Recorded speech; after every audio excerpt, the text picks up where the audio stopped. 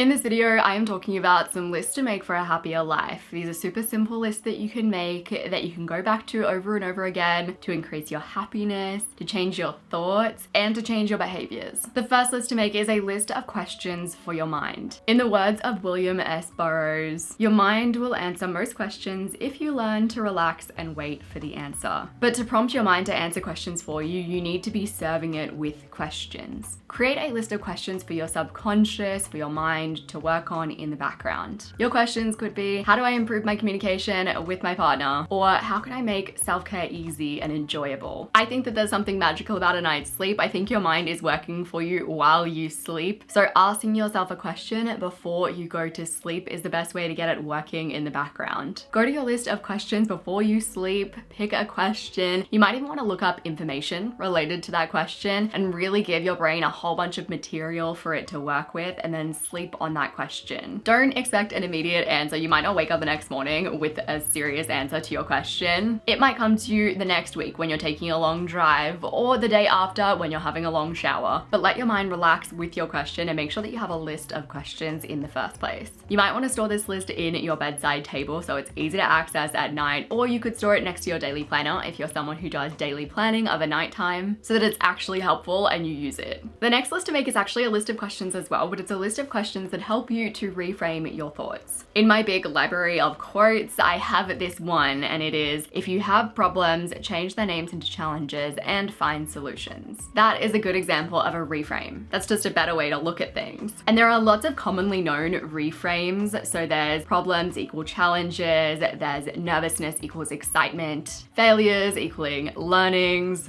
But sometimes you need to dig for an alternative reframe that really works for you in whatever circumstance you're going through. To help you to reframe your thinking, create a list of reframe questions that help you to come up with a bunch of different reframes until you come up with one that feels right. So some questions that might help are, how would a 7-year-old look at this situation? How would someone who really enjoys being in this situation look at it? What would you be missing out on if you didn't have this situation in your life? What advice would you give to someone else who was going through this situation? How would a person that you love or a person that you admire frame this situation in their mind? Having a list of questions like this handy is helpful for whenever you have a problem in your life and you have a really negative framing of it and you really need to reshuffle the way that you look at it. Store this list somewhere easy to access in your phone so that you can find it with a click of a button every time that you're struggling with a negative frame. The next list to create is a list of topics to journal on. Journaling is a tool that can help you to clarify your thinking, can help you to process your emotions. There are so many benefits if you do it in the right way. This year I decided intentionally that I wanted to journal more as part of my theme for the year, which is slow. Trying to slow things down, think things through, be more intentional in my thinking and my acting, and journaling was part of that. But I'd find when I'd go to sit down and journal, I couldn't think of anything to journal on. I knew that there were definitely things that I wanted to think on more, but I just couldn't bring anything to mind. So throughout my days, whenever I came across something that I was like, that feels like a limiting belief, or that feels like something that I need to think on more, I would write it down as something that I wanted to journal on. I don't always journal on something specific, but if I don't feel like doing a general daily journal, I have a list of topics that I want to work through. You could journal on whatever routines haven't been working for you or habits that haven't been working for you. On this list, you want to think of anything that comes to your mind that feels like something that you need to dive deeper into. Store this list somewhere that's near your journal or even in your journal so that it's really easy to access and you actually use it. The next list to create is a list of things to do in your free time that aren't Netflix and aren't social media. This is a list that you can refer to when you get home from work or even on your weekends or whenever you happen to hit a bit of free time. You could even use it during your breaks from work. If you work from home, you have a bit more freedom in what you can do on your breaks. Amanda Porter is an Ohio-based psychiatric nurse, and she's talked on self-care saying, there is definitely a right and wrong way to go about self-care. If something makes you feel good now, but it'll make you feel bad later, that by definition is not self-care. When you get home from work, it is so easy to glide over to the TV and turn on Netflix,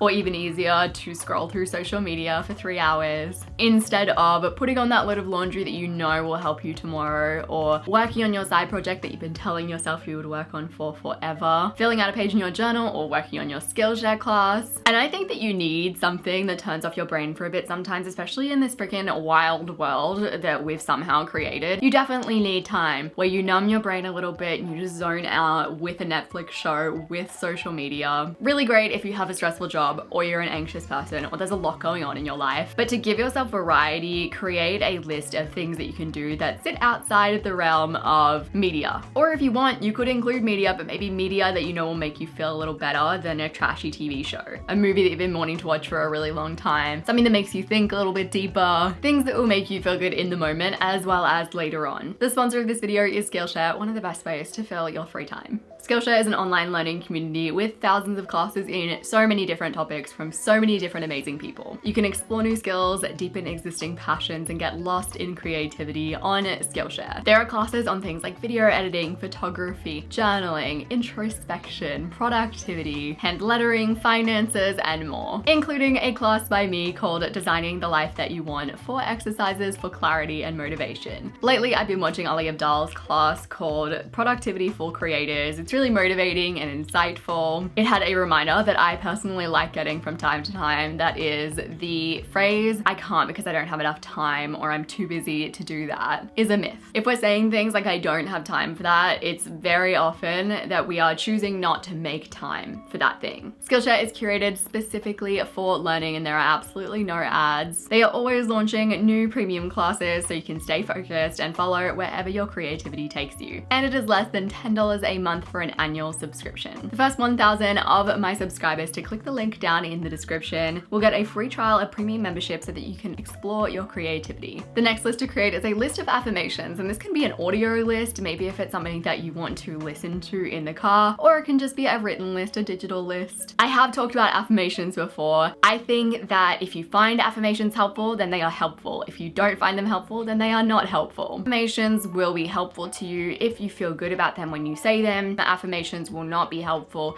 if you feel unconfident when you are saying them, if you feel like a fraud when you're saying them, if they don't feel aligned with you. So if you are wanting to embrace affirmations in your life, if you think that it's something that would make you feel good, on your list, put affirmations that feel in line with you. Maybe use this wording that you would actually use in real life. Don't go for affirmations that feel unrealistic or unaligned. Personally, I really like my affirmations to be affirmations that I feel like are things that I already know that are nice reminders for my mind. I don't like affirmations that are worded in ways that I would never speak, or that are saying things that are blatantly not true. Things like, "I love going to the gym and working out." I know that that's not true, and if I started saying it, I don't think it would be helpful for me. I like working out in other ways, absolutely not the gym. A few of my favorites are, "I trust my mind to come up with creative solutions for me." My mind is always working for me in the background. "I have plenty of time." "I release attachment to all outcomes." "I am worthy for just existing." Find affirmations that feel good for you. You might need to hunt down different creators and find people who have words that align with you. Make a list of them. You might want to record them and listen to them of a morning or on the commute to work, and use them as you will. You might want to use them like me and use them as little mental reminders and little mindset shifts that you want to bring into your life. The next list to write to create a happier life is a gratitude list, but we're going to take it up a notch. And whenever you write down something that you are grateful that a person in your life did, you want to actually express that to them. I've been writing a gratitude list for a long time. It's been a part of my routine for like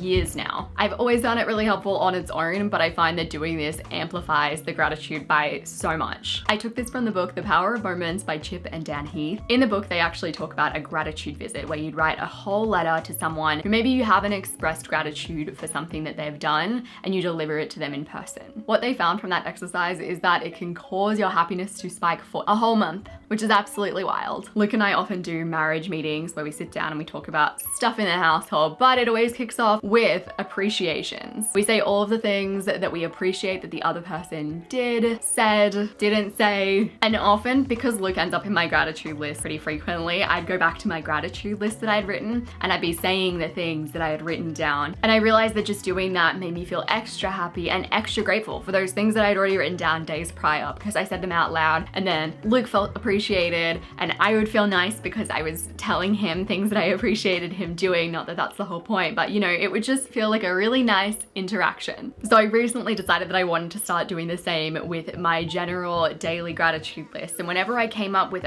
something that a person did that I was grateful for, which is often, I would actually express it to them. Usually just via a message. It's not like I'd have a little sit down meeting with them, but just doing that feels really nice. and you get to make someone else happy as well, which is so nice. The next list to create is a list of favors for your future self. Doing favors for your future self feels like an act of self-love. While I'm doing my future self favors, I'm thinking about how much I'm going to appreciate this in the future and how happy I'm gonna be that I did this, and I'm just thinking all of these nice things about future me. Similar to the way that doing a favor for someone else makes you feel, this makes you feel the same way but about yourself. There is just something different about checking off a to-do, but with the mind frame of this is something that future me is going to appreciate so much. She's going to be so happy. Personally, I like doing favors for my future self when I'm feeling really bleh and I'm not really feeling up to doing maybe my normal tasks, the tasks that I've written in my to-do list. I'm feeling low energy. I try to think, okay, well, if I'm not up to doing those tasks, like I just don't have the energy for it or the mindset, what can I do that's like a nice little favor for my future self? And having a little list ready and prepped to go, another act of self-love. If you liked this video, I actually have a few videos that I made on lists to make. I'm gonna have that playlist linked on the screen as well as down below. I've got lists to make to organize your life, lists to make to up level your life, lists to make your next year amazing. There are so many lists for you to create and it's all really highly actionable, which we love. It's gonna be linked on the screen and down below. I appreciate you so much. I could just, in a loving way. And I'll see you soon.